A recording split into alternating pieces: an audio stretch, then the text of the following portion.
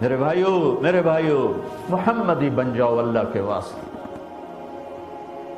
آپ کو اس لیے نہیں جمع کیا کہ آپ سے کوئی آ کر میں چندہ اکٹھا کریں۔ عام طور پہ تاجروں کو، مالداروں کو انڈیا پاکستان سے جو آ کے اکٹھا کرتے آ کر میں اپیل ہوتی ہے کہ بھائی مسجد بن رہی، مدرسہ بن رہا ہے، یہ بن رہا ہے، وہ بن رہا ہے، میں آپ سے اللہ کی قسم ایک پینی کے روادار ہوں۔ یہ کھانا بھی آپ لوگوں نے خود ہی کر دیا، آپ کی مہربانی ہے۔ ہاں میں جھولی ضرور پھیلاؤں گا،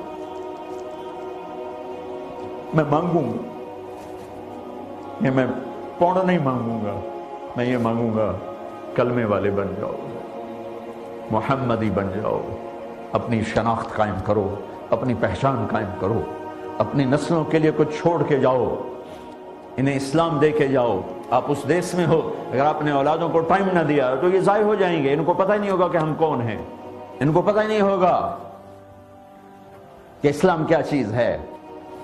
میرے نبی کی پاکیزہ زندگی، اللہ کی قسم، اے ہائے، میں ایک چھوٹا سا حقیر سا طالب علم، میں کیسے بیان کروں؟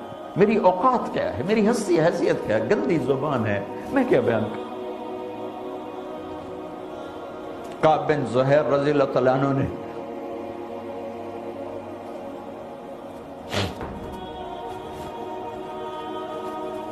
کافر تھے، بڑے شاعر تھے، اللہ کے نبی کی شان میں بڑے گستاخانہ شعر کہتے تھے۔